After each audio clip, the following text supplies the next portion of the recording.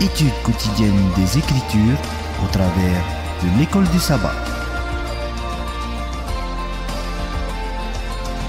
Tua tapapar a Bibilia ite momana toa Naruto ite habit a tapati.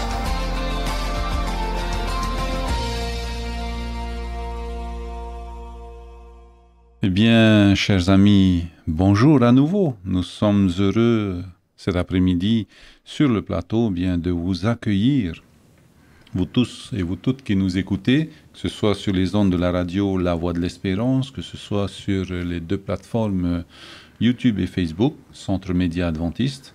Nous sommes heureux de vous souhaiter la bienvenue, une cordiale bienvenue sur ce rendez-vous donc hebdomadaire.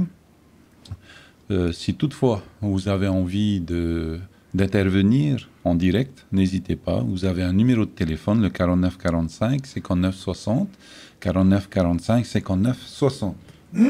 Pardon. Avec moi donc sur le plateau, deux pasteurs, donc pasteur Wilfried, bonjour. Bonjour tout le monde. Voilà, et bienvenue. Donc pasteur Hiro aussi, bonjour et bienvenue. Bonjour Georges. Voilà, merci d'avoir répondu à l'appel, donc à l'invitation de partager la parole de Dieu donc autour de cette nouvelle leçon qui s'intitule « Vivre l'espérance du retour ». Donc du retour de Jésus, c'est notre 11e leçon. Nous vous rappelons que le thème général donc du trimestre s'intitule « C'est plus petit ». 2 points, s'occuper de ceux qui sont dans le besoin. Pardon. Et donc, un rappel, donc, vivre l'espérance du retour, donc c'est le titre de notre leçon. Eh bien, les injustices commises, on en a parlé souvent les fois dernières, dans ce monde ne tombent pas dans l'oubli. Un jour, Jésus mettra toutes les choses en ordre. Il paiera chacun selon ses œuvres. Et ça, c'est Matthieu 16 qui nous le rappelle, verset 27. C'est une bonne nouvelle pour tous ceux qui souffrent des injustices commises dans ce monde. J'invite à présent pasteur Wilfried à nous unir dans la prière. Mon Dieu, Père éternel, alors que nous nous préparons à avoir ensemble ce moment de partage autour de ta parole, nous te demandons humblement, Seigneur, que ton Saint-Esprit nous guide et qu'il nous maintienne toujours sur ta vérité à toi. Parle-nous cet après-midi, Seigneur, au travers de ta parole, au travers de tout ce que nous allons voir ensemble. C'est là notre prière au nom de Jésus. Amen. Amen.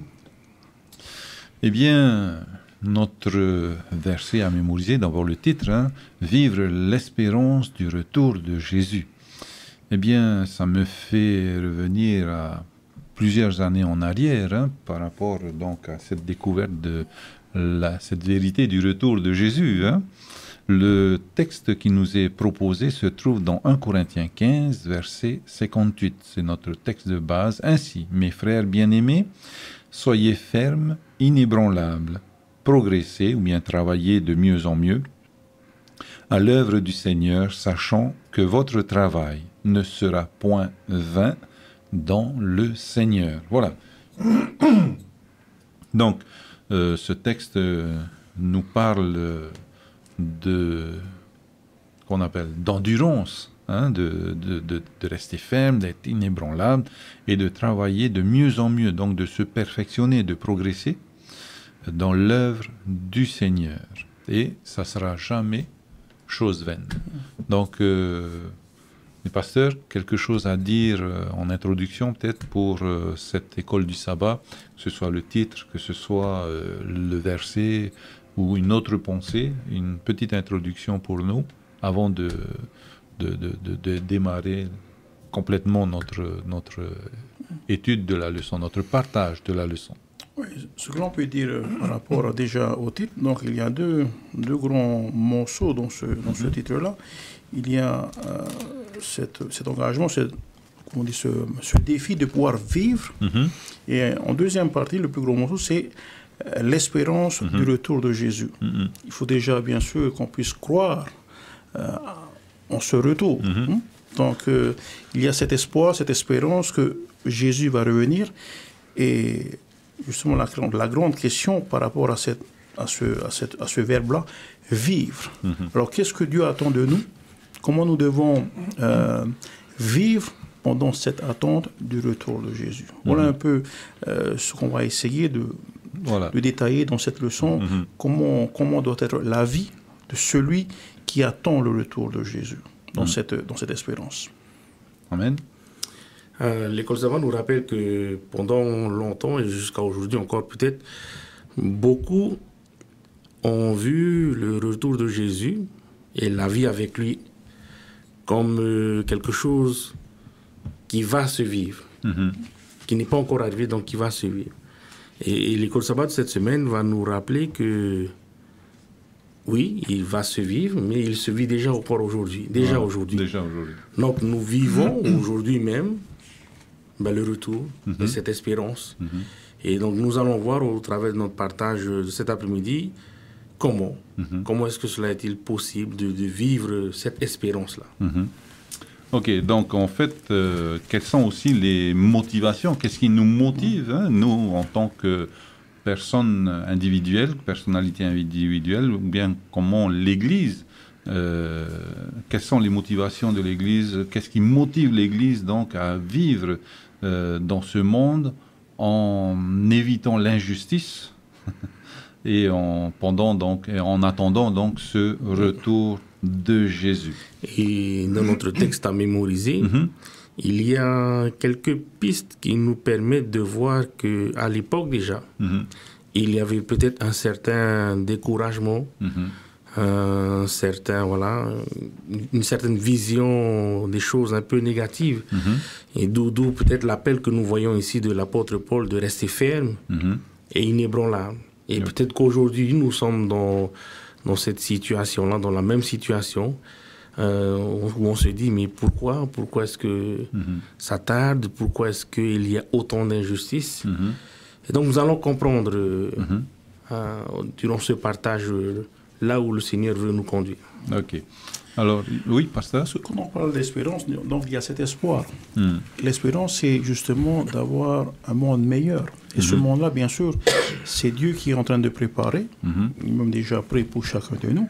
Donc, lorsqu'on parle de cette espérance, lorsqu'on parle de la vie éternelle, lorsqu'on parle du paradis, lorsqu'on parle de la résurrection, ce sont des choses qui nous font beaucoup rêver, surtout apprécier, on va dire, ces choses formidables que Dieu a préparées pour l'humanité.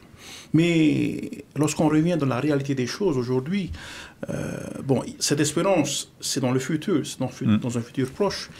Mais lorsqu'on vit dans cette société aujourd'hui, notamment ce trimestre, on parle justement des personnes qui sont dans le besoin, qui vivent dans la pauvreté, qui vivent dans un réel besoin.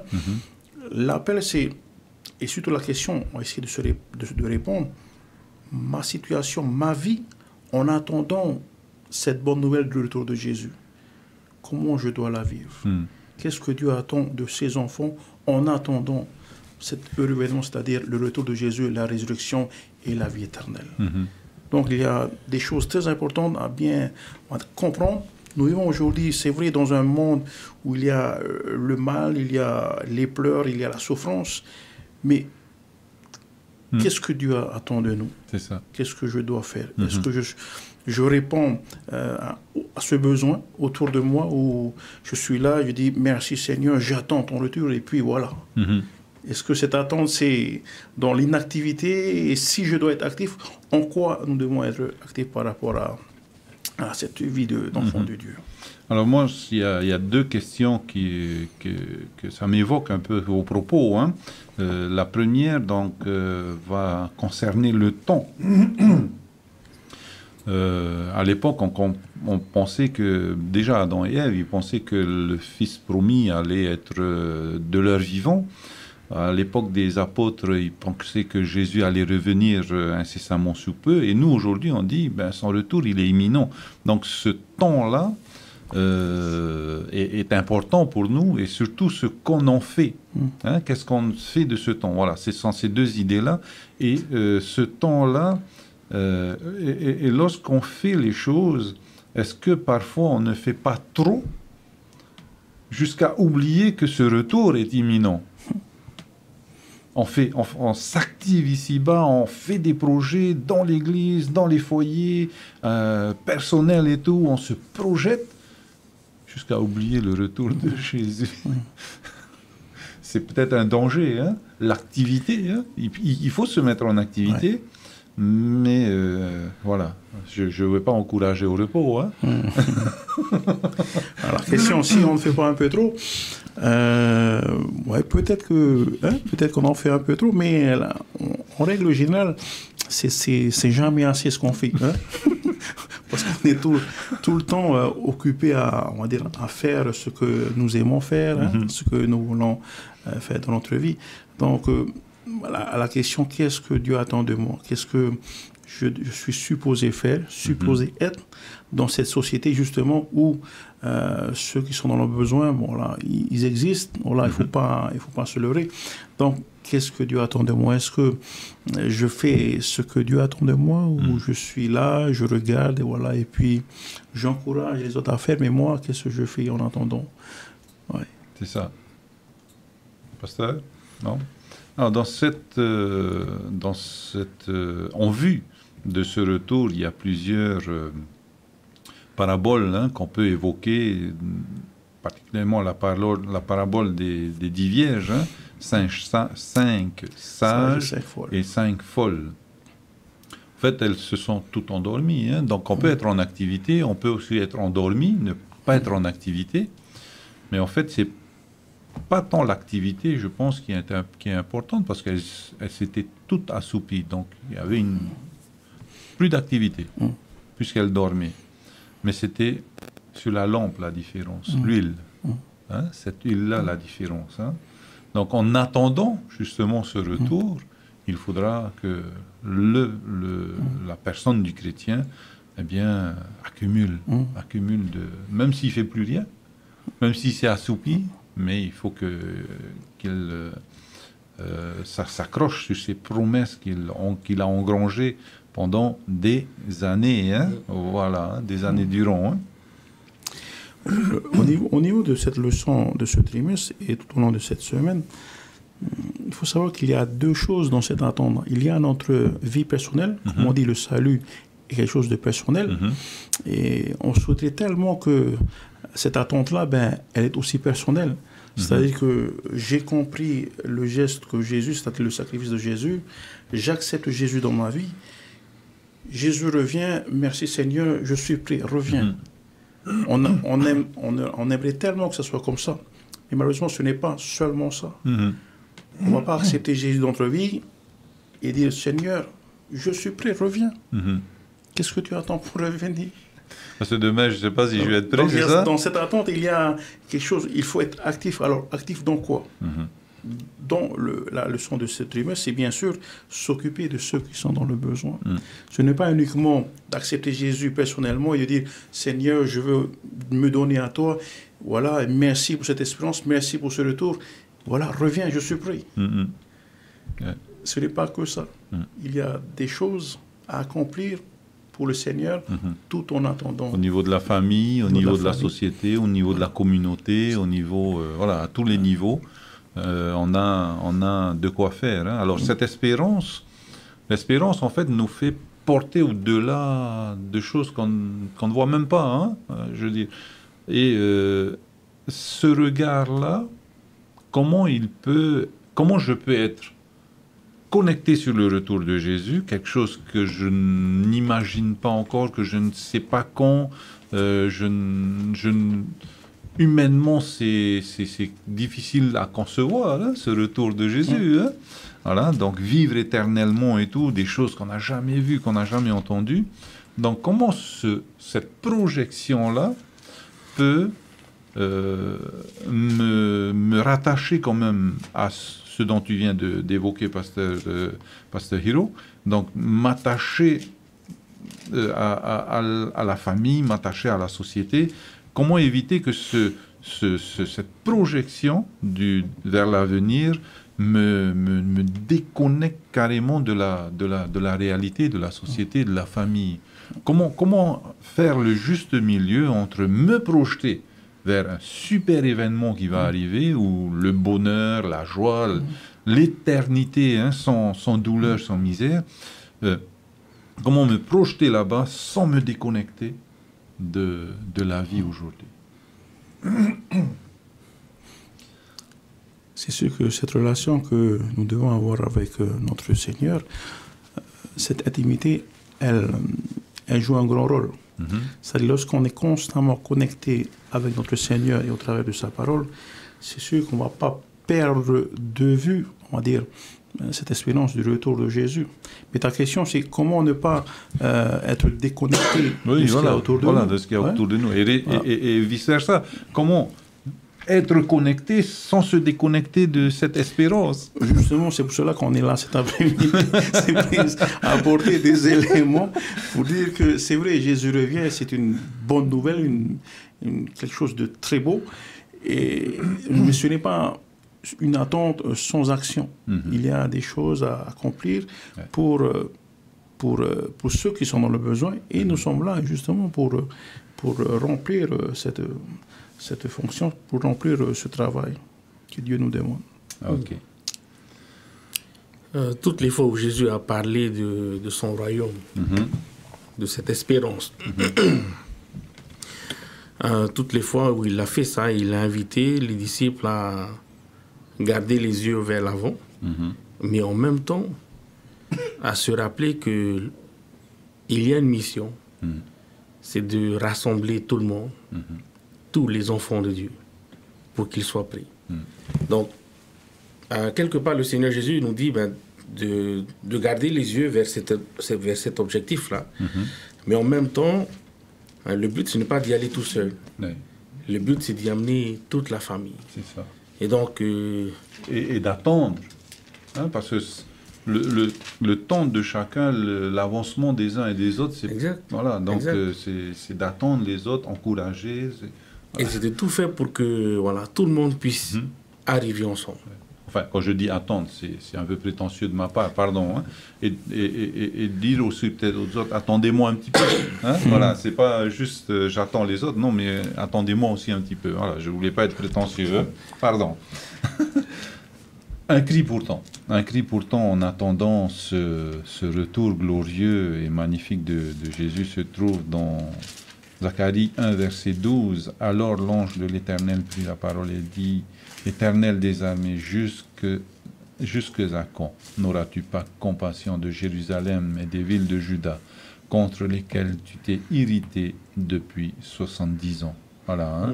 Jusque à quand? Donc, dans Psaume aussi, 94, versets 3 à 7, nous avons aussi ce cri, et nous l'avons aussi dans Habakkuk 1, verset 2, jusque à quand, ô Éternel? Voilà, donc, jusque à quand? Alors, c'est une question qui a été posée à Jésus. Hein? Quand est-ce que tu reviendras? Et Jésus lui-même a dit, je n'ai pas de date à vous donner. Hein? Je vous donne des jalons, mais je n'ai pas de date à vous donner. Il n'y a que le Père qui sait. Donc, jusque à quand? C'est vrai qu'au temps de Jésus, il y avait une attente assez grande venant du peuple d'Israël. Et cette attente-là, il désirait ardemment que Jésus puisse intervenir le plus rapidement, établir son royaume et puis punir, entre guillemets, ceux qui faisaient du mal. Hein. Donc aujourd'hui, ça n'a pas beaucoup changé. Oui. On désire ardemment que Jésus revienne le plus tôt possible parce que nous voulons que cette injustice puisse enfin cesser, pour que la justice puisse revenir, pour qu'on puisse retrouver la joie, qu'il n'y ait plus de malheur. Et tout ça, on le veut le plus rapidement possible. On veut que ce royaume revienne. Oui. Mais voilà, qu'est-ce que cela, on va dire, qu'est-ce que Dieu veut qu'on puisse faire par rapport à être toujours patient. Voilà. Donc Dieu sait à quel moment il doit revenir. Voilà. Mais voilà, cette tendance humaine a toujours, mais Seigneur, mais quand est-ce que tu vas vu? Voilà, tous les jours, il y a de l'injustice, il y a beaucoup de choses qui ne vont pas. Il faut que tu reviennes. On ne peut plus attendre encore longtemps. Cette question-là qui est posée, elle a toujours été posée par des personnes qui souffrent. Oui. Cette question, jusqu'à quand, Seigneur, elle a été posée dans un contexte bien précis. Toutes les fois où le peuple de Dieu a été pris en esclavage ou en exil, pendant des années, ils crient à l'Éternel de venir les délivrer. Dieu envoie quelqu'un pour les délivrer. Et souvent, cette délivrance, elle est de courte durée. Et les prophètes viennent à Dieu et disent, mais Seigneur, jusqu'à quand on va continuer à souffrir comme ça? Et quand cette question-là est posée, c'est que la personne a atteint son... À la limite de la souffrance, Voilà. son maximum. Et là, ces personnes-là qui posent ces questions, tout ce qu'ils veulent, c'est que ça s'arrête définitivement. Et qu'il y ait une fin définitive à toute cette souffrance. Et la réponse, je trouve que c'est une réponse un peu phénoménale, dans le sens où Dieu ne va jamais dire jusque-là. Voilà. Il ne va jamais poser une date, voilà, butoir, vous allez souffrir jusque-là, après. Et il ne va pas parler de souffrance du tout. Il va parler de confiance. Et il va dire à son peuple, faites-moi confiance, ça viendra. Maintenant, quand tu es dans cette situation-là de souffrance et que Dieu te dit, aie confiance en moi, c'est un acte de foi. C'est ça. Un acte de foi, et là, tu t'appuies sur ça. Et c'est la raison pour laquelle, comme Pasteur l'a dit tout à l'heure, ta relation avec ton Sauveur, elle est primordiale. Sans cette relation-là, tu ne pourras pas t'appuyer sur ce genre de réponse. Oui, fais-moi confiance. Tout à fait. Mais en voyant dans ta relation avec ton Sauveur, comment est-ce qu'il t'a conduit depuis jusque là où tu es aujourd'hui, et tu regardes en arrière, tu vas te dire, oui, le Seigneur a toujours été avec moi, dans les bons et dans les mauvais moments. Oui, tout à fait. Alors, ça me fait un peu rappeler la femme qui est en travail. Elle est en souffrance, mais elle ne sait pas quand est-ce que la délivrance va arriver. Voilà, donc ça peut être dans 10 minutes, mais ça peut être du matin jusqu'au soir, et voilà, des heures et des heures. On travaille, et donc jusqu'à quand. Et quand tu dis, le Seigneur nous parle de confiance, voilà, ces choses-là vont arriver, mais fais-moi confiance. Alors, oui, pardon. C'est vrai qu'on a l'impression que le Seigneur tarde, il est long. Mais pourquoi, normalement, il doit déjà être là. Et ce qui est bien avec le Seigneur, lorsqu'on regarde dans l'évangile selon Matthieu, au chapitre 24 et le chapitre 25, Jésus nous donne des choses à quoi faire en attendant. Et j'aime beaucoup cette liste qui se trouve dans Matthieu 24. On parle ici de toujours persévérer, de prêcher l'évangile, de prier, de toujours de nourrir, de donner à boire aux nécessiteux, d'aller chercher l'étranger. Toute une liste de choses. Donc, même si... Alors, pour celui qui pense que c'est long, peut-être parce qu'il ne fait rien. Peut-être souvent, lorsqu'on est occupé à faire quelque chose, le temps passe très vite. Alors donc, ne cherchons pas à savoir exactement le jour, l'heure ou la seconde, mais occupons-nous plutôt à ce que Jésus veut nous faire faire, et nous n'allons pas voir ce temps passer. Quand nous allons dire, mais tu es déjà là, comment ça se fait? Parce que tu es occupé à faire ce que le Seigneur attend de nous. Maintenant, si on ne fait rien, c'est sûr qu'on va trouver le temps très, très, très long. Voilà. Donc, c'est une invitation. Occupons-nous à faire ce que Dieu attend de nous. Pour le temps, Dieu seul choisira le moment voulu pour qu'il puisse revenir et nous chercher avec lui. Amen. Tu as cité tout à l'heure un prophète, le prophète Habakkuk. J'aimerais juste qu'on lise quelques versets. On retrouve cette question-là de jusqu'à quand au verset 2 de Habakkuk chapitre 1. Jusqu'à quand, ô Éternel, j'ai crié et tu n'écoutes pas. J'ai crié vers toi à la violence et tu ne secours pas. Et verset 3, pourquoi me fais-tu voir l'iniquité et contemples-tu l'injustice? Donc tu sens là, le prophète il est en train de râler, mais Seigneur, Tu vois pas tout ça, tu vois pas toute cette souffrance. Je t'appelle, tu n'écoutes pas, tu réponds pas à mes prières.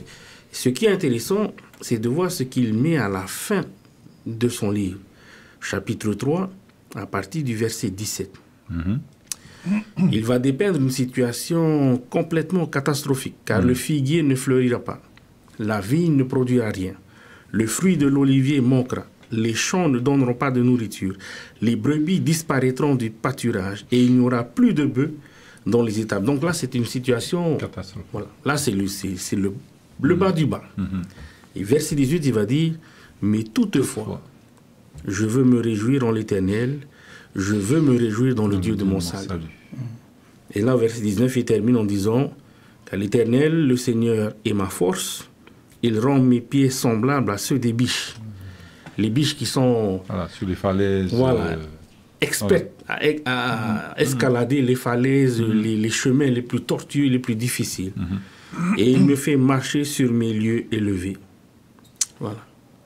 Donc, encore une fois, même si on a l'impression que Dieu n'écoute pas les prières, même si on a l'impression que Dieu ne voit pas nos souffrances, le prophète Habakkuk nous invite pas seulement à patienter, mais à nous réjouir. Toutefois, je veux me réjouir en l'Éternel.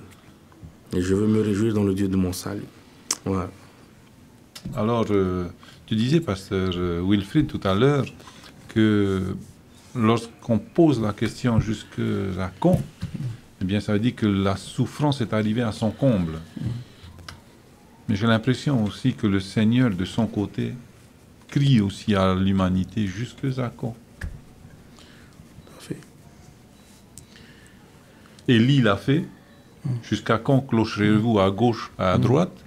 Si vous voulez aller vers l'Éternel, mais allez, servez-le. Mais si c'est vers les Baals, mais allez-y. Pas de Laodicée, pas de bouillon, pas de tiède, mais soit du chaud, soit du froid. C'est comme je le disais tantôt, le Seigneur, voilà, il n'est pas en retard sur son planning. Non, tarde pas dans Par l'accomplissement. contre, nous, on était en retard très souvent. Mais avec Dieu, il sait ce qu'il fait. Parce que si toutefois, il revenait aujourd'hui, il sait qu'il y aura beaucoup qui ne seront pas prêts pour cet événement-là. Donc, parce qu'il nous aime, parce qu'il aime cette humanité qui est tombée dans le péché, il va essayer de laisser encore du temps. Pour que cette humanité déchue, qui ont suivi un ange déchu, puisse savoir qu'on a encore ce temps. On peut revenir encore vers le Seigneur. Alors, lorsque je regarde le texte qui se trouve dans Luc 18, verset 8 cette fois-ci, donc quand le Fils de l'homme reviendra, trouvera-t-il la foi sur cette terre? Donc, je m'inquiète parce que donc, nous avons un appel, donc nous accueillons cet appel. Bonjour. Bonjour, Yorana. Yorana. Ça me rappelle au temps de Noé. Oui. Beaucoup seront appelés, mais peu vont répondre à cette demande-là que Dieu à l'appel, envoyé. Voilà, à l'appel. Et Noé, au temps de Noé, il a été prêché à tout le monde, même aux ennemis. Il n'a pas fait d'exception.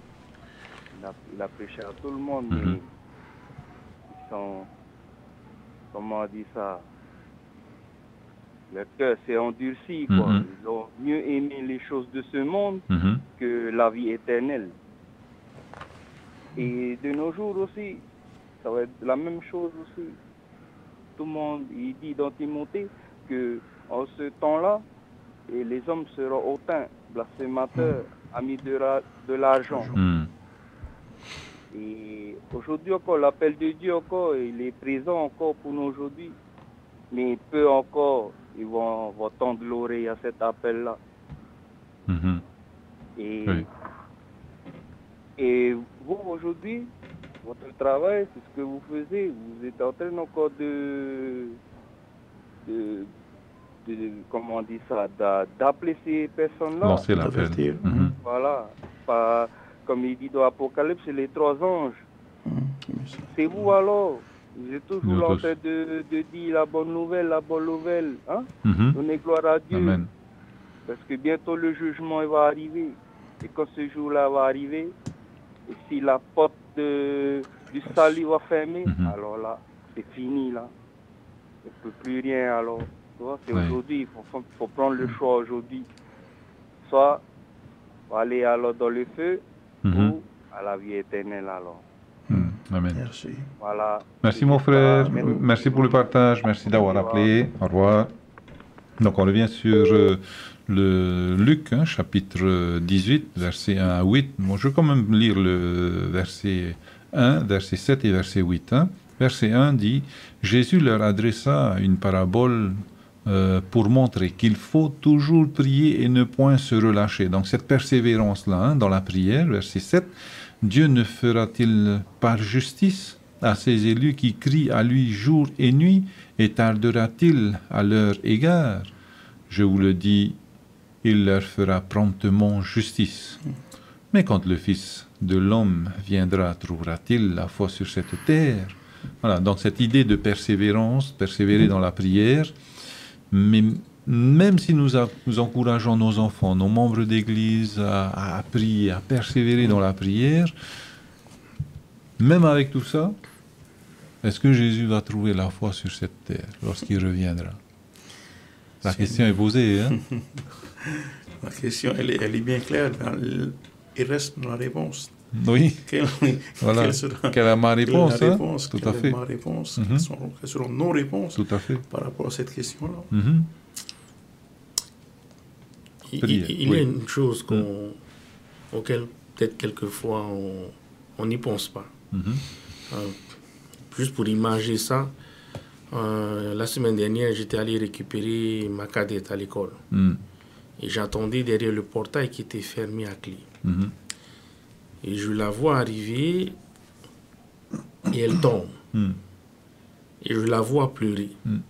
Mais le portail est à clé. Tu casses les vélos. Vous voyez ce sentiment de papa qui veut agir, voilà, qui veut agir, qui veut aller chercher et qui souffre parce qu'il voit son enfant. C'est ce que Dieu ressent. Dieu voit ses enfants souffrir. Mais s'il vient maintenant, beaucoup plus encore souffriront.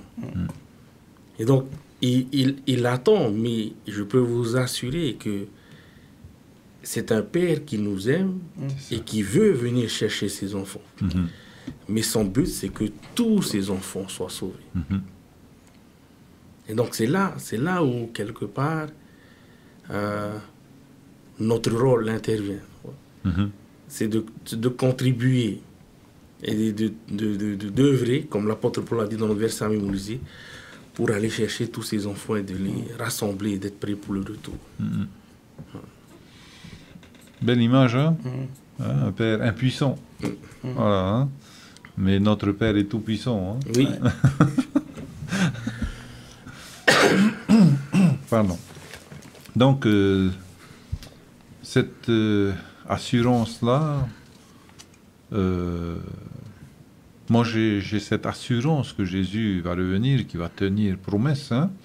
Depuis tout enfant, j'avais cette assurance et j'aspirais, à ce retour le plus tôt possible, pas seulement pour moi, mais pour ceux qui souffrent. Aujourd'hui à Tahiti, on a une paix relative, on a certes, beaucoup mangent encore à leur faim, très peu, enfin, il y a de plus en plus de SDF, mais la précarité aussi donc de l'emploi n'est pas étranger à cela. Mais cette assurance du salut et j'aspire en tous les cas à ce qu'ils reviennent le plus tôt possible, c'est lorsque j'allume ma télé et que je vois de par le monde la souffrance, la douleur. Et donc là je me dis, je me mets à leur place. Ici-bas, je peux encore croire au Seigneur, je peux annoncer l'évangile, je peux prêcher, je peux témoigner avec mes amis, mes camarades, mais eux, qu'ils le font ou bien la préoccupation première, c'est juste se protéger, avoir à manger, avoir un toit? Alors, est-ce que ces préoccupations, comment faire, nous qui sommes ici, apporter la bonne nouvelle pas seulement à ces personnes-là où on ne peut pas être physiquement avec eux, mais avec les personnes que nous côtoyons, les personnes que nous touchons avec les ondes de la radio, les plateformes sociaux. Comment faire pour que cette espérance que je puisse la transmettre, et à quel moment je peux dire, ça y est, j'ai pu transmettre à mon fils, j'ai pu transmettre à ma fille, j'ai pu transmettre à mon ami. Comment faire? Est-ce qu'il y a une meilleure façon qu'une autre? Est-ce qu'il y a des recettes qui payent plus que d'autres? Voilà. Parce qu'en fait, il faut que notre leçon soit concrète. Hein. Nous, ici, on parle entre convaincus.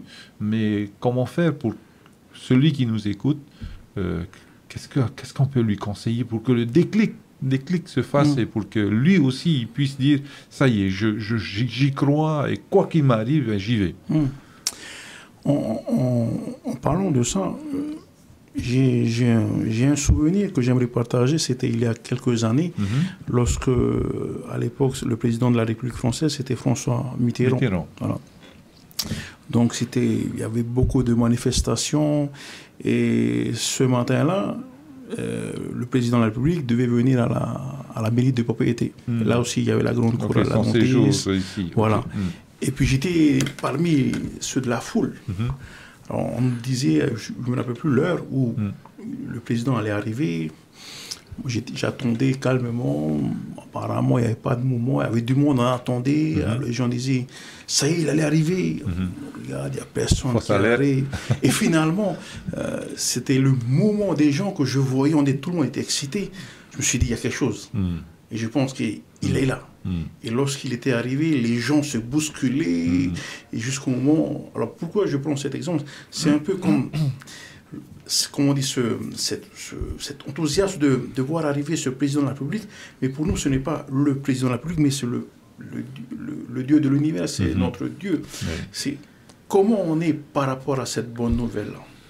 C'est vrai qu'au départ, lorsqu'on vient d'accepter Christ, on est très zélé, on est... Jésus revient, il faut aller le dire, il faut aller prêcher, il faut se préparer, Jésus revient. Mais au bout de quelques années... mais quand est-ce qu'il revient? Depuis que je suis né, j'entends qu'il revient, et là, je suis bientôt peut-être grand-père, il n'est pas encore revenu. Comment faire pour ne pas perdre justement cet enthousiasme du retour de Jésus? Parce que normalement, la meilleure façon, comme tu posais la question, quelle est la meilleure façon? La meilleure façon, c'est tout simplement de vivre toi-même. Amen. Et c'est contagieux. J'aime beaucoup une pensée de l'esprit prophétique qui nous devons vivre notre vie comme si Jésus revenait demain matin. Et faire des projets comme s'il revenait beaucoup plus tard. Voilà, c'est-à-dire, lorsqu'on sait qu'il va revenir demain matin, on fera tout pour vraiment être prêt pour l'accueillir. Et surtout, la joie que nous avons. Demain matin, ça y est. Une autre histoire encore, je me rappelle la première fois où on était parti aux États-Unis, on prenait la première fois un grand avion. Le soir, on ne voulait même pas dormir, on avait hâte de... Donc c'était la première fois. Et on était tellement excités qu'on ne voulait pas dormir, on voulait parler, on était tout heureux. Lorsqu'on arrive à l'aéroport, on monte dans l'avion, on est hyper excité. C'est la première fois. Alors j'ose même pas imaginer ce jour-là, lorsque nous allons voir Jésus descendre sur les nuées du ciel, comment on va être. C'est ça, notre état. Hein? Voilà. Mais voilà, cette joie-là, ce n'est pas seulement 5 minutes avant, mais c'est déjà aujourd'hui. Nous devons vivre cette joie, déjà d'avoir connu Christ. Et déjà de pouvoir connaître cet évangile, c'est déjà aussi une très très bonne nouvelle. Donc ça doit se voir dans notre vie de chaque jour. Amen. Et parce que nous sommes heureux de servir notre Seigneur, qu'est-ce que nous allons faire par rapport à personnes qui sont dans le besoin? Nous allons aller apporter ce que nous pouvons. Parce que nous sommes heureux. Parce que Pourquoi nous allons? Parce que pour nous, nous considérons ces personnes, c'est comme si c'était Jésus. Donc, quelle joie de pouvoir venir donner à manger à Jésus. Amen. Quelle joie de pouvoir donner à boire à Jésus, de donner des habits pour Jésus. Et cela, même Jésus, tu ne veux pas, mais ces personnes-là, c'est eux qui te représentent. Et nous sommes heureux de pouvoir aider ces personnes qui sont dans le besoin. Comme on dit, il y a plus de bonheur de donner que de recevoir. Tout à fait. Pasteur, tu voulais... Juste pour ajouter par rapport à ta question, est-ce qu'il y a une recette pour convaincre? Oui, voilà.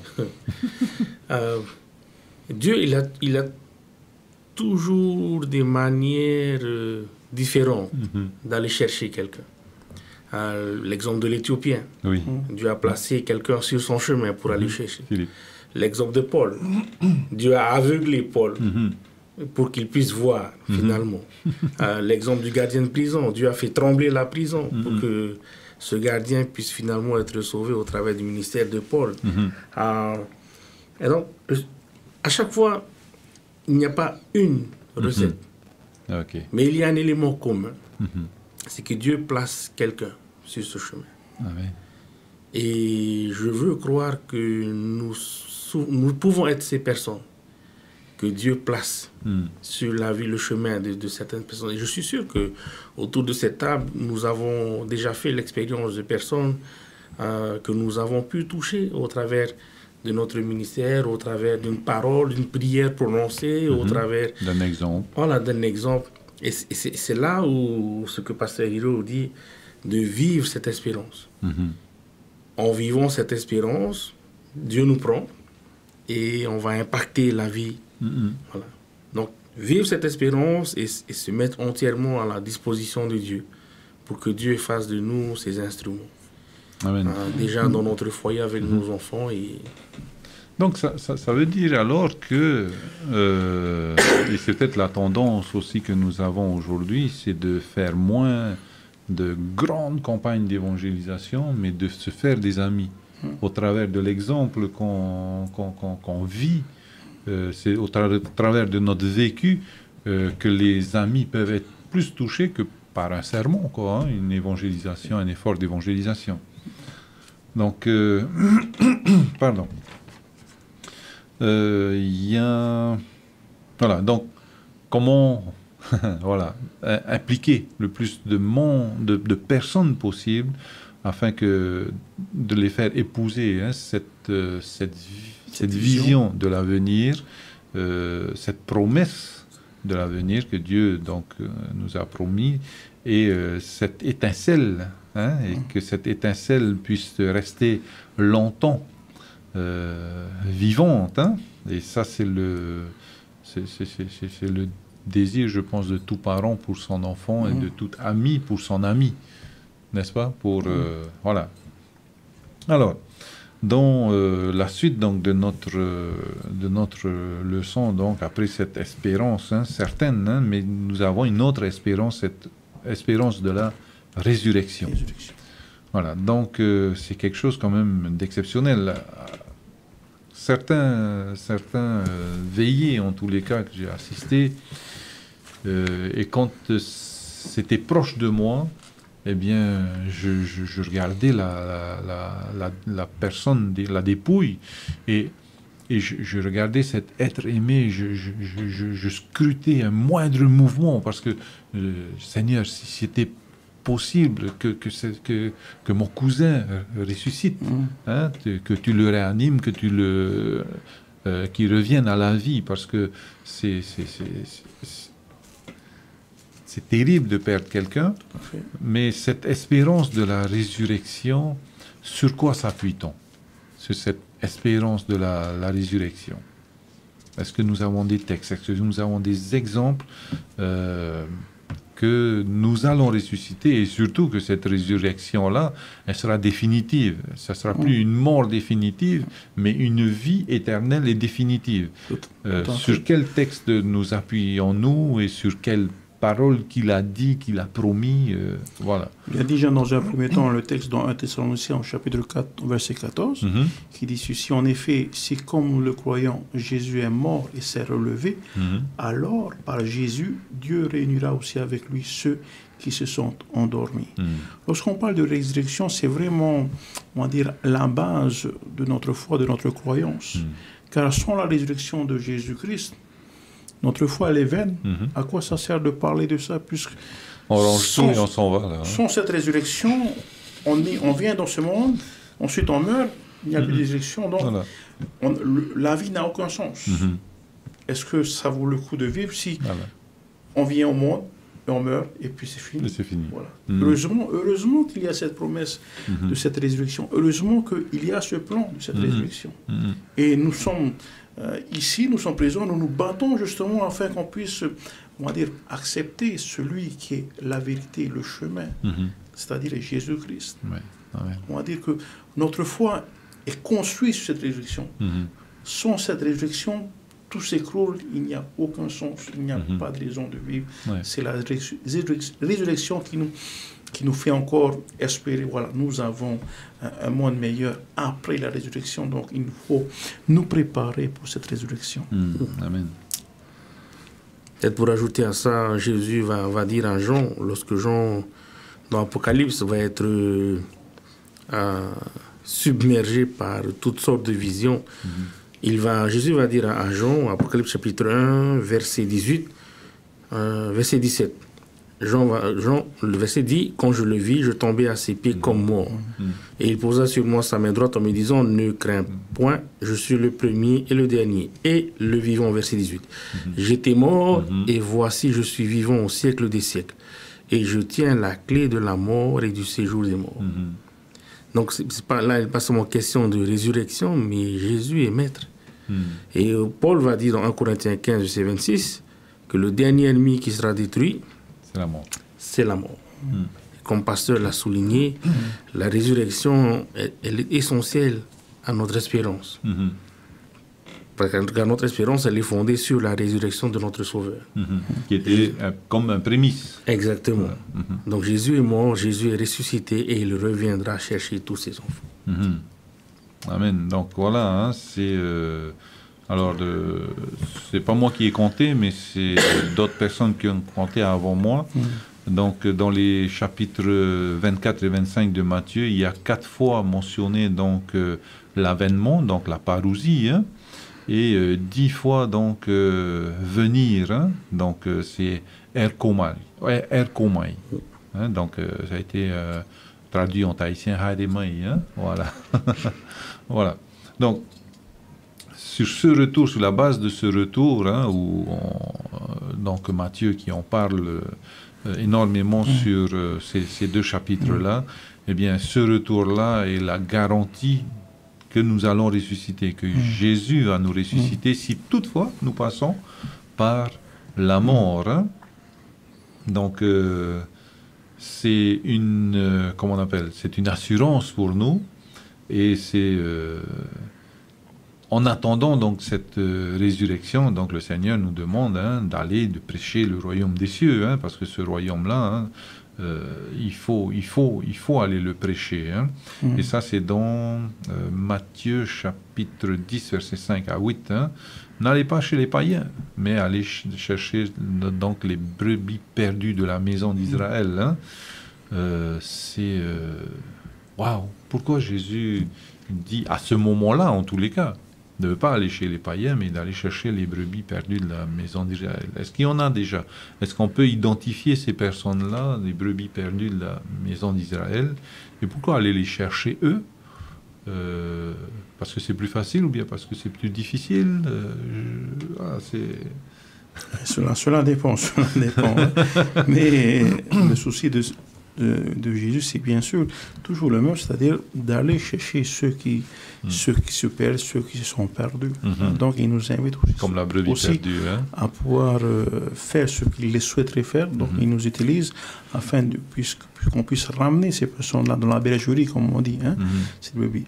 Mais en revenant justement sur la résurrection, c'est vrai que c'est un sujet où ceux qui n'ont pas foi, qui ne croient pas en Dieu, qui ne croient pas en la parole de Dieu, c'est un concept assez difficile, parce que ça sort de notre imagination. De notre entendement, là. faire revivre un mort. Mais ça revient de la science-fiction. Comment on peut, quelqu'un qui est mort, comment il peut revenir à la vie? Et là, il faut bien sûr une bonne dose de foi. Sans la foi, on ne peut pas accepter qu'un mort puisse revivre. Donc cette résurrection-là, comme je disais tantôt, c'est vraiment à la base de toute chose. Aujourd'hui, dans notre société, on fait des choses, on organise des choses tout en sachant qu'un jour, tout le monde va mourir. Et lorsqu'on meurt, qu'est-ce qui se passe? Pour notre vision, c'est fini. Il n'y a plus rien. Tes projets sont terminés, il n'y a plus rien. Ça, c'est pour le monde aujourd'hui.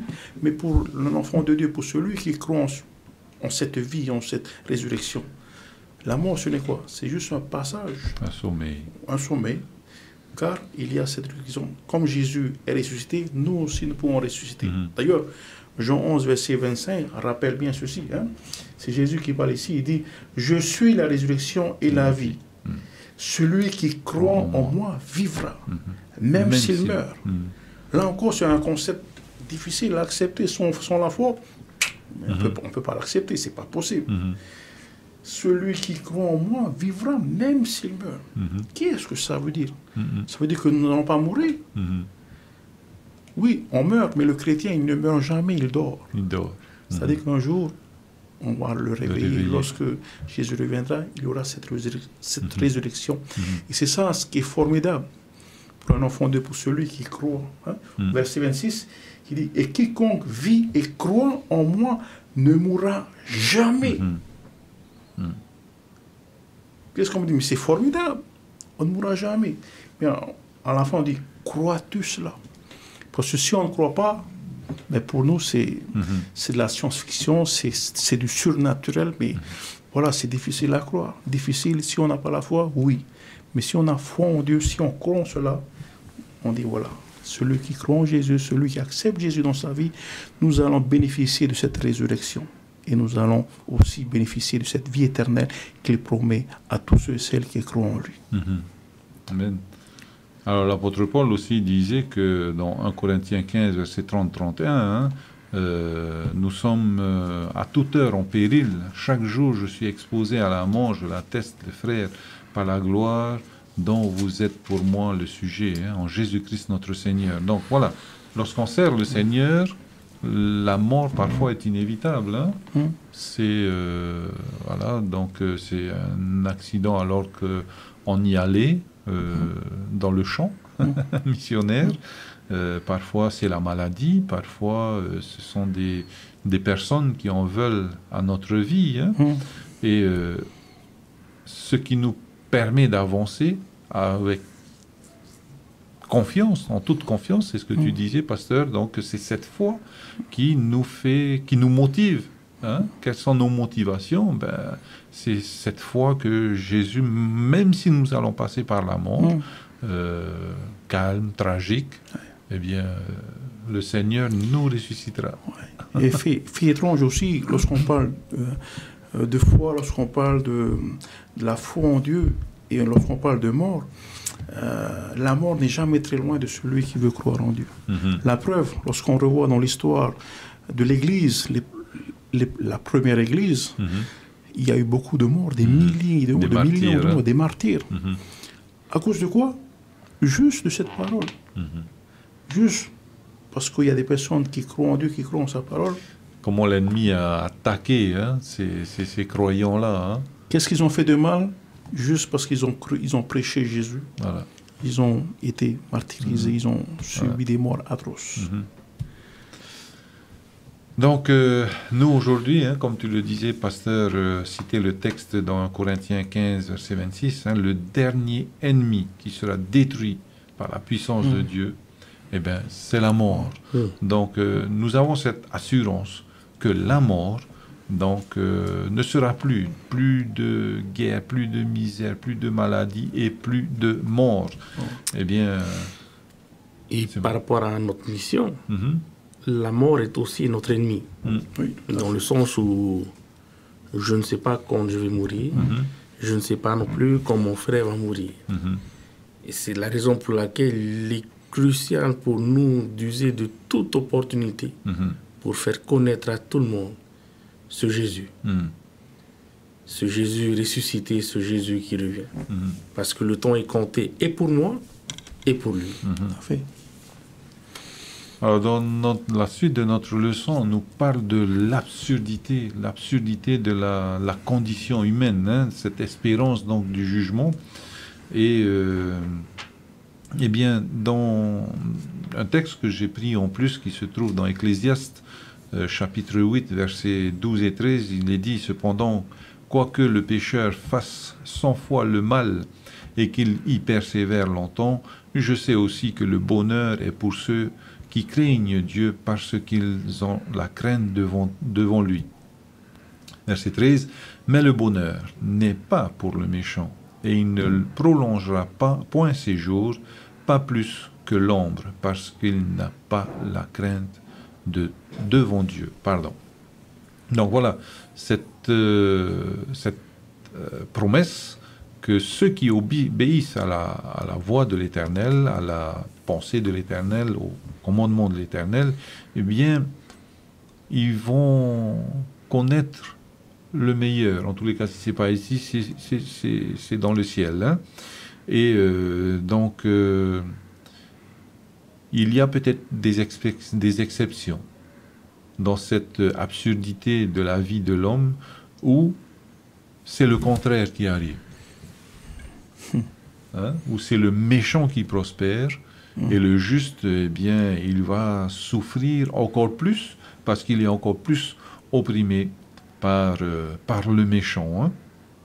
Donc cette souffrance, alors c'est Jésus qui disait, hein, vous aurez toujours les pauvres avec vous, hein, donc les pauvres, les misérables, donc ceux qui souffrent, c'est notre nature, c'est le péché qui a entraîné en tous les cas le chagrin, la cruauté, l'oppression, mais, au-delà de cette parfois absurdité de la vie du chrétien, eh bien, nous avons cette espérance en tous les cas que chacun recevra selon ce qu'il a moissonné, selon ce qu'il a produit comme œuvre ici-bas, bonne ou mauvaise.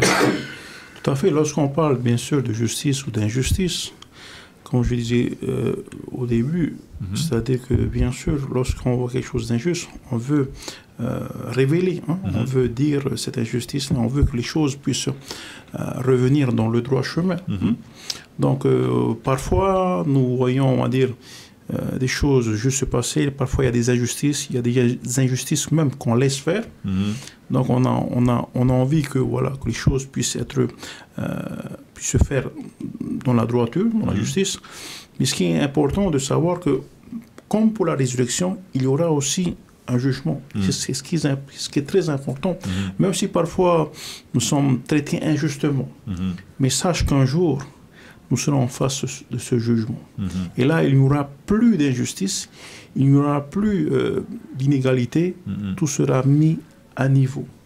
D'ailleurs, Ecclésiaste chapitre 12, versets 13 et 14, nous le rappelle bien, qui dit ceci, « Écoutons la fin du discours, crains Dieu et observe ses commandements. C'est là ce que doit faire tout homme. Pourquoi? Car Dieu amènera toute œuvre en jugement au sujet de tout ce qui est caché, soit bien, soit mal. Donc, peu importe la couleur de notre peau ce jour-là, peu importe ce que nous croyons ou pas, toute œuvre sera amenée en jugement. Les choses que peut-être personne n'a vues sera dévoilées au grand jour ce jour-là. Que ce soit des choses bien, que ce soit mal, tout sera dévoilé et ce jugement, il y aura un jugement.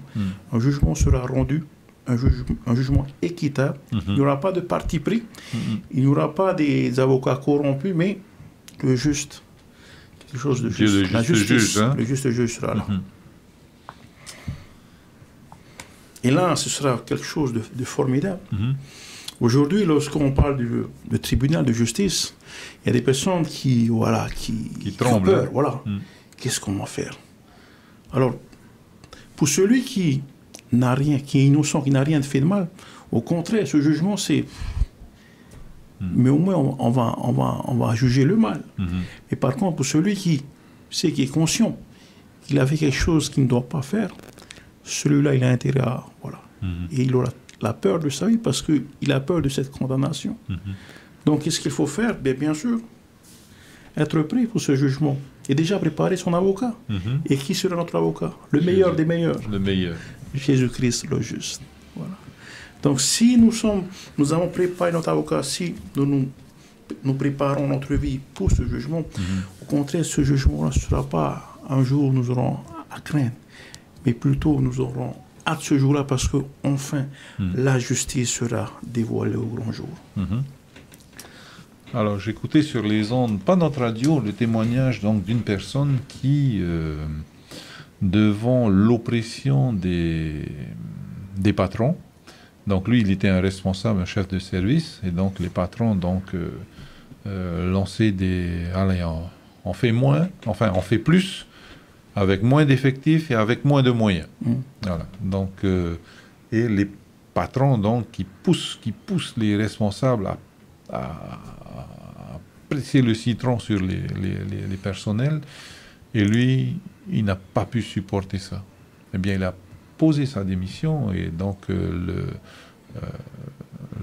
journaliste, donc, il lui pose la question, oui, mais tu as posé ta démission parce que tu as quelque chose derrière, hein, tu as assuré tes arrières, tu as un autre boulot. Il fait, non, je n'ai pas d'autre boulot. Je ne peux plus supporter cette oppression des patrons sur les employés, sur moi et de moi vers... Et les personnes sont ciblées. Voilà, donc cette injustice-là, alors je ne sais pas si cette personne-là est chrétienne, voilà, mais en tous les cas, chrétienne ou pas chrétienne, nous avons... Dieu nous a donné un code moral à l'intérieur, en nous, hein, et de juger le bien et le mal, eh bien, au-delà de sa parole, hein, qui est le bien par excellence, eh bien, je dis chapeau bas, hein, je salue cette justice qu'il y a, innée qu'il y a dans cette personne-là, et qui a dit non, je ne peux plus continuer dans ces conditions-là, je fais autre chose. Même si je n'ai pas d'autre boulot, je sais que les temps vont être difficiles pour moi, mais je ne peux plus. L'injustice, c'est pas pour moi. Voilà. Donc même ici-bas, hein, on disait tout à l'heure, de vivre déjà le ciel ici-bas, ben oui, si on peut éviter l'injustice, si on peut arrêter l'injustice, eh bien c'est notre rôle aussi, hein, à nous, ici-bas. Hein. Oui, c'est une question très importante. Très souvent dans les églises, le sabbat après-midi, j'avais pris ce sujet-là. Comment devons-nous réagir par rapport à l'injustice? Est-ce que nous devons nous lever et dire stop, ou faire comme Jésus, il n'a rien dit? Voilà. Donc, lorsque je pose cette question-là dans les églises, bon, il faut absolument aller contre l'injustice. Bon, Jésus a dit, pardonne-leur, ils ne savent pas ce qu'ils font. Est-ce que c'est comme ça on doit réagir par rapport à la justice, ou non, il faut se lever, il faut se dire non. Dire sans droit. Voilà. Oh, il faut sans droit. C'est pas évident à répondre à cela. Est-ce qu'il y a des moments où on doit agir, on doit réagir, il y a des moments où on doit rester dans le calme, on doit se taire, et puis voilà. Surtout quand l'injustice est dirigée vers nous, hein. Et quand l'injustice est dirigée vers les animaux, vers la nature, que faire aussi, hein? Voilà. Alors, il n'y a pas très longtemps, on avait marché dans les rues de propriété, même à Papara aussi, contre la violence. Contre la violence. Voilà. Est-ce qu'en tant qu'Église ou en tant que citoyen de ce pays, est-ce qu'on doit se lever, est-ce qu'on doit aller marcher pour dire non à la justice, ou bien on doit tout simplement, dans nos églises, dans nos maisons, se mettre à genoux et puis prier le Seigneur, que cette injustice puisse s'arrêter? Voilà. Voilà un peu. Oui, le juste milieu. Voilà. Qu'est-ce qu'on devrait faire? Bonne question, pasteur. Bonne réflexion. Donc, et toi, pasteur, derrière donc cette injustice, derrière cette aberration en tous les cas, hein, cette absurdité de la vie que vivent en tous les cas certaines personnes, certaines situations, certaines familles, hein, et c'est encore plus compliqué quand tu fais les choses justement. Ça rend les choses encore plus compliquées, difficiles à comprendre. Quand tu fais tout correctement et que malgré ça, tout s'écroule sur toi. Et il y a un psaume, c'est le psaume 73, qui parle de ça. Je lis rapidement quelques versets. Toutefois, mon pied allait fléchir, mes pas étaient sur le point de glisser, car je portais envie aux insensés en voyant le bonheur des méchants. C'est ça. Et ça continue comme ça. Où il va Cette dire, absurdité-là. Hein? Exactement. Et au verset 17, si je ne me trompe pas, Psaume combien? 73. 73, verset 17. Et au verset 17, il va dire on puisse pénétrer dans le sanctuaire de Dieu et que je prie garde du sort final des méchants, donc du jugement. Et le jugement de Dieu, la première raison d'être de ce jugement, c'est le salut de ses enfants. Mais il y a aussi la punition des méchants. Donc, certes, il y aura des moments où ça sera dur, extrêmement dur, mais de se rappeler que, voilà, viendra leur temps. Ouais. Lorsqu'on parle justement de ce jugement, de ce tribunal, je ne peux pas m'empêcher de penser à ce tribunal terrestre que nous avons. Hein. Toutes les semaines, tous les jours, nous voyons des choses passer au tribunal. Et des fois, il y a des meurtres, il y a des assassinats non élucidés, jusqu'à aujourd'hui. Hein. Alors bien sûr, pour les familles qui sont affectées par ça, qu'est-ce qu'ils désirent? Tout simplement connaître la vérité. C'est ça. Ouais, et connaître le coupable, et puis que le coupable soit condamné. Voilà. Et c'est très, très frustrant. On est même tombé malade parce qu'on ne sait pas qu'est-ce qui s'est passé, qui est le coupable. Et la bonne nouvelle pour nous, pour ce jugement final, il n'y aura plus de points d'interrogation ce jour-là. On saura exactement les conséquences, les choix. On saura exactement qui a fait quoi. Il n'y aura pas des dossiers classés sans suite. Tous les dossiers seront classés, seront bouclés. On saura qui exactement. Avec justesse et avec justice. Tout à fait. Et c'est là aussi dans ce jugement qu'on va voir comment notre Dieu est juste par rapport au jugement qu'il a rendu pour Satan. C'est là que Dieu va expliquer combien de fois on a donné la chance à Satan de pouvoir revenir sur ses décisions, et combien de fois Satan a toujours refusé l'aide de ce Dieu qui nous a créés. Et c'est là qu'on va dire, effectivement, on voit que Dieu est un Dieu juste. Il ne fait pas les choses, voilà, il tend la main, il aide le maximum de fois, mais le dernier mot revient toujours à notre choix personnel. Qu'est-ce qu'on veut? Est-ce qu'on veut attraper la main du Sauveur ou on veut faire notre propre volonté et suivre la voie de cet ange déchu qui part déjà perdu. Ça ne sert à rien de servir un ange déchu qui est déjà perdant d'avance. Voilà. Mais choisissons plutôt le Dieu qui... En général, quand on fait des équipes pour faire du football, ou bien pour faire tic-tac à l'époque, on essayait d'aller vers les meilleurs. Voilà, il faut choisir son meilleur camp, le meilleur camp. Alors, il n'y a pas 36 meilleurs, il y a un seul, c'est le Seigneur. Tout à fait. Tu fais bien de rappeler que ce jugement-là, eh bien, c'est vrai que c'est sur nos actes à nous, mais ce jugement-là aussi, Dieu, en fait, doit démontrer qu'il est juste. Par rapport à... En posant son jugement, il faut qu'il démontre son amour et sa justice, qui apparemment ne sont pas compatibles. Amour et justice. Tu es amour, tu es laxiste, tu laisses faire les choses. Tu es juste, tu es trop dur. Voilà. Donc, cet amour et cette justice-là, qui sont les caractères de Jésus, ça, on ne peut pas lui enlever ça, eh bien, Dieu doit justifier sa justice devant le monde, parce que c'est ça en fait que Satan a attaqué. Dieu ne peut pas être amour et juste en même temps. Tout à fait. Jusqu'à aujourd'hui, même encore aujourd'hui, nous avons encore une question. Mais pourquoi le Seigneur tarde? Ce jour-là, toutes ces questions seront mises en plan. Voilà. Okay. On a compris là, maintenant pourquoi. On va se rappeler de cette journée-là. On a posé cette question, mais on n'avait pas vraiment de questions assez précises. Ce jour-là, les choses seront très claires parce que Dieu va expliquer pourquoi il a agi ainsi. Alors, plus de larmes, plus de douleur. Est-ce possible? Est-ce possible? C'est notre espérance en tous les cas, sur quoi nous basons-nous? Avec Dieu, tout est possible. Voilà, parce qu'en fait, aujourd'hui, je pleure parce que parce que ça. Mais alors, il n'y aura plus de larmes, plus de douleur. C'est pas un petit peu de la poésie ou bien des rêves qu'on est en train de vendre à la population, et parce que la population souffre tellement qu'elle a besoin de rêver, qu'elle a besoin de se projeter. Et comment faire la différence entre des promesses en l'air et des promesses? Comment est-ce que la Bible, est-ce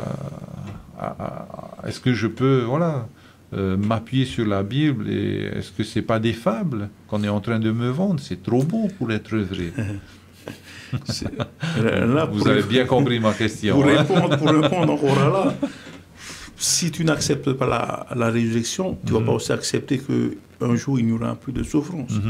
Mais par contre, si tu acceptes la résurrection, tu acceptes facilement qu'un jour le Seigneur viendra et puis il n'y aura plus ces douleurs, il n'y a plus de mort, il n'y aura plus de péché, il n'y aura plus de malheur, plus de maladie, plus de séparation, plus de mort. Voilà. Oui, mais ça c'est qu'est-ce que je voulais dire, dans toutes les sociétés de tous les âges, il y a toujours cet espoir, cette espérance d'un monde meilleur.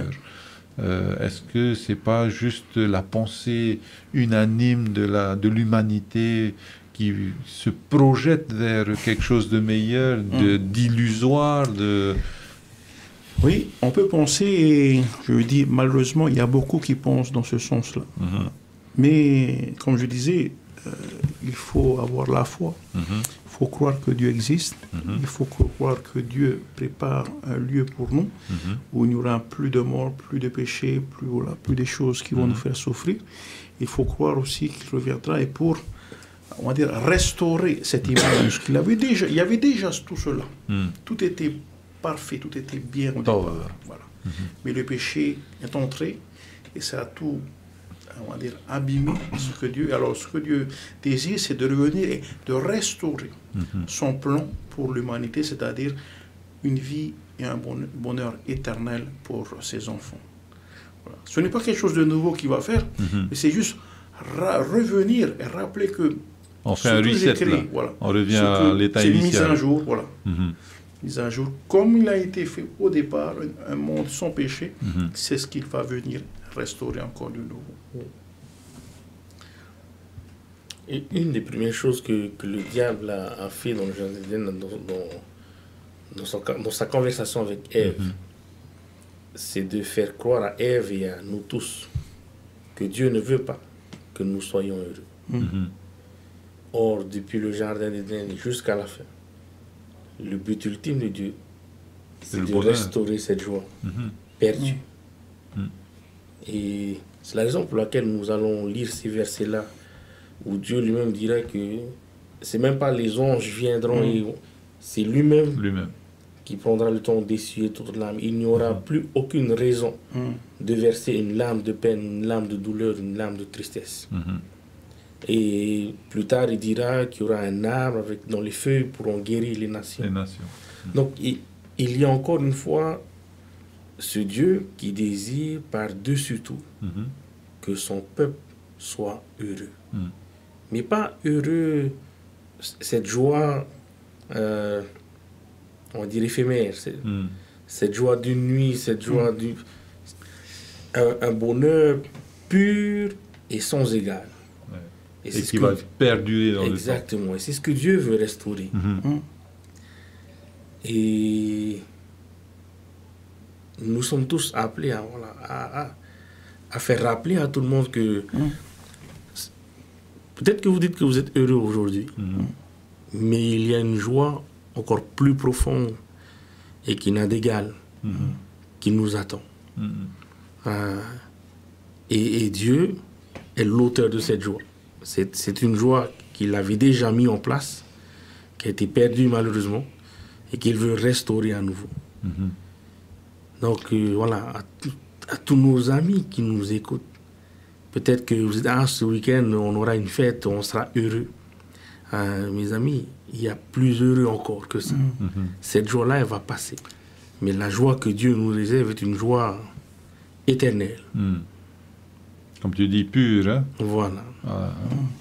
J'aime beaucoup l'image qu'on retrouve dans Apocalypse chapitre 1, verset 4, hein, tu viens de le dire, qui dit « Dieu essuiera toutes les larmes de leurs yeux ». Voilà. Moi, je vois l'image de ce père qui s'approche de son enfant qui est en train de pleurer. Alors, on a ouvert le portail, voilà. Et il peut la consoler. Qui est en train de pleurer. Et tu vois ce père, lorsque on vient avec son mouchoir essuyer les larmes, il y a quelque chose de magique là-dedans. Je ne sais pas si vous avez déjà fait cette expérience, mais lorsqu'on s'approche de son enfant, à peine on touche, l'enfant, il cesse. Oui. C'est-à-dire que le fait de voir son papa venir, voilà. Il dit, ça va, ne pleure plus, papa est là. Mais c'est exactement ce que Dieu fera pour ses enfants ce jour. Parce qu'il n'a pas donné justement ça aux anges, ou bien pourquoi il a précisé, il a bien notifié ça, et Dieu essuiera toutes les larmes. On n'aura plus une larme va sécher, et il n'y aura plus ces larmes-là. Si des larmes, mais de joie cette fois-ci, de bonheur avec le Seigneur. Donc j'aime beaucoup cette image de ce père vers son enfant qui essuie les larmes. Et cela peut être que sans rien dire, on va comprendre vraiment le réel amour de notre Dieu pour l'humanité, pour chacun de nous. Et ces larmes-là essuyées sont possibles parce qu'au verset 1, donc du chapitre 21 de l'Apocalypse, Apocalypse 21, verset 1, « Puis je vis un nouveau ciel et une nouvelle terre, car le premier ciel et la première terre avaient disparu et la mer n'était plus. Et je vis descendre du ciel d'auprès de Dieu la ville sainte, la nouvelle Jérusalem, préparée comme une épouse qui s'est parée pour son époux. Et j'entendis du trône une voix forte qui disait, « Voici le tabernacle de Dieu avec les hommes. Il habitera avec eux et ils seront son peuple et Dieu lui-même sera avec eux. Il essuiera toute larme de leurs yeux et la mort ne sera plus. Il n'y aura plus ni deuil, ni cri, ni douleur, car les premières choses auront disparu. » Maintenant, ce geste d'amour de Dieu, d'essuyer les larmes, c'est un geste que nous devons aussi refléter aujourd'hui envers ceux qui sont dans le besoin. Par une parole, par un geste, une contribution. Et c'est là qu'on vit l'espérance du retour de Dieu. Qu'on démontre que, voilà, ce Dieu dont on parle dans la parole de Dieu qui vient et qui va essuyer les larmes, mais moi aujourd'hui, j'essaie de refléter quelque part ce geste de ce Dieu d'amour qui va vers l'autre, qui va vers ses enfants, qui va vers celui qui souffre. Et, voilà. Et donc c'est un appel à tous ceux et toutes celles qui sont convaincus de cette espérance. Voilà. Que maintenant, il ne s'agit pas seulement d'attendre que Dieu essuie nos larmes, mais c'est de vivre cela et de faire vivre cela à tous ceux qui ne voient pas encore, qui n'ont pas encore, qui ne sont pas encore convaincus, tous ceux et toutes celles qui souffrent aujourd'hui. Maintenant, je vais faire ce geste-là pour mon Dieu. Et cet amour que je vais partager avec ce frère ou cette sœur, mon rôle à moi, c'est de dire, tu vois ça, ce qui nous attend, c'est encore plus grand. C'est ça. Ça, c'est infiniment petit par rapport à ce que Dieu a pour toi. Ce que nous expérimentons là, c'est infime. Voilà. C'est merveilleux, mais c'est infime comparé à ce qui nous attend. Exactement.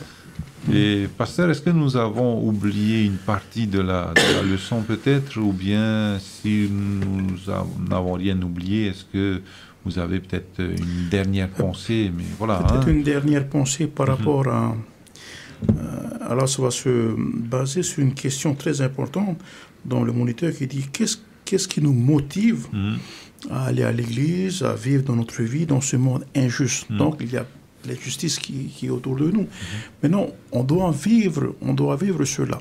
Et j'aime beaucoup l'histoire dans l'école du sabbat, dans le moniteur, qui parle d'une femme nommée Patricia, en Afrique du Sud. Alors, Patricia manifeste les valeurs du royaume de gloire à venir et le royaume de grâce actuel. Qu'est-ce qu'elle faisait en Afrique? En s'occupant tendrement de près de 20 enfants qui ont contracté le sida ou ont perdu leurs parents à cause de cette maladie. Elle le faisait dans sa propre maison. Et lorsqu'on a posé la question à Patricia, mais pourquoi elle faisait cela? Et voici ce qu'elle a répondu. Je veux qu'ils aient dès maintenant un aperçu du retour de Jésus. Amen. C'est beau. C'est-à-dire que, c'est vrai, Jésus n'est pas encore revenu, mais nous devons faire quelque chose. Pour Patricia, c'est d'aider ses enfants orphelins qui n'ont plus de parents, qui sont morts à cause du sida. Mais pour nous aujourd'hui qui vivons en Polynésie, dans un quartier, dans un village, qu'est-ce que Dieu attend de nous? Parfait. Le ciel, c'est vrai, on n'est pas encore là, mais on peut déjà commencer à préparer les citoyens du ciel. Tout à fait. Et le citoyen du ciel, un enfant de Dieu, qu'est-ce qu'il fait? Il fait du bien autour de lui, par ses paroles, par ses gestes. Même si le ciel n'est pas encore là, le ciel est avec nous, parce que un avant-goût. nous vivons comme des citoyens déjà du ciel. Nous nous préparons pour le ciel. Il ne faut pas se dire, non, bon, je vis ma vie en tant que, voilà. Non, on prépare déjà le ciel. C'est maintenant déjà qu'on se prépare pour le ciel. Parce que lorsque ce jour-là apparaîtra, on sera déjà dans le bain de la vie du ciel. Tout à fait. Pour chacun. Tout à fait. Voilà, ce sont peut-être les derniers mots pour nous encourager. Mais c'est sûr que nous devons toujours avoir ce zèle incontournable de servir le Seigneur là où nous sommes. Parce que n'oublions jamais ça, Jésus revient bientôt. Qu'est-ce que nous faisons par rapport à ce retour?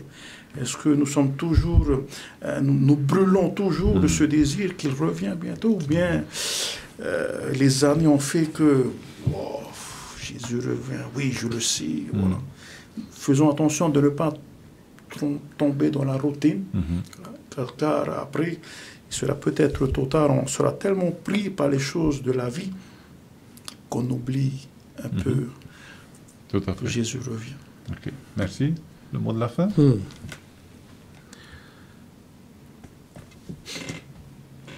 L'exemple que nous donnons doit refléter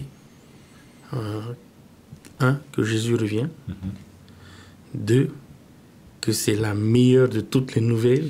Amen. Amen. De savoir que Jésus revient.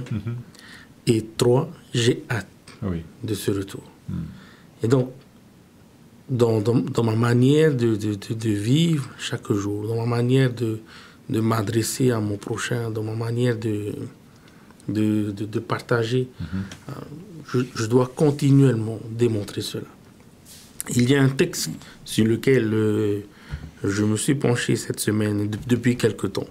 C'est le texte de Paul qui dit après tout cela, il reste la foi, l'espérance et l'amour. Mais par-dessus tout, c'est l'amour. Et je suis convaincu que c'est la clé pour vivre vraiment ce retour de Jésus. Amen.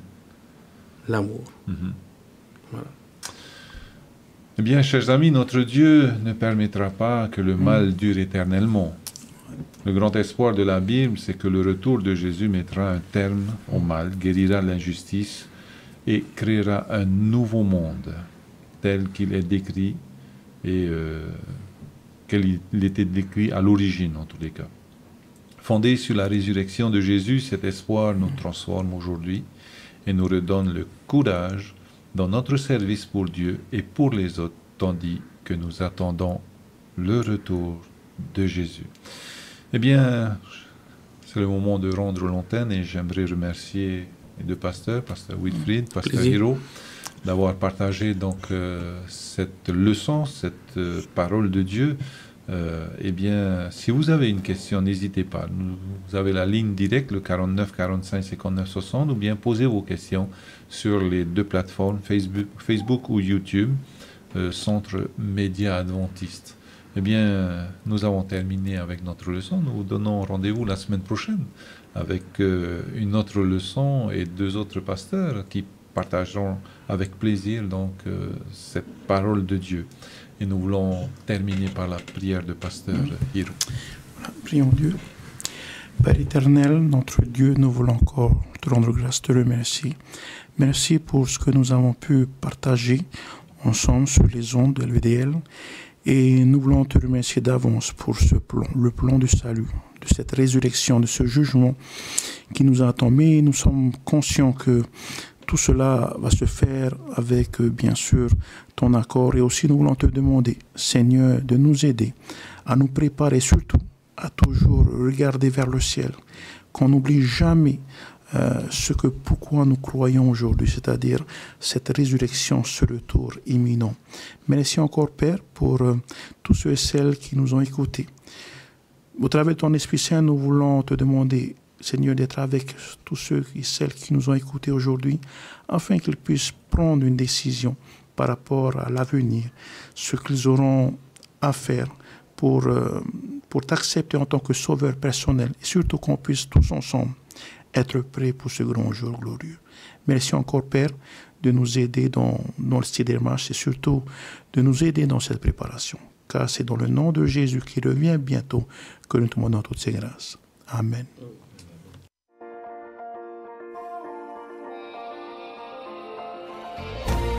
Vous pouvez retrouver toutes nos émissions en version podcast sur lvdl.pf.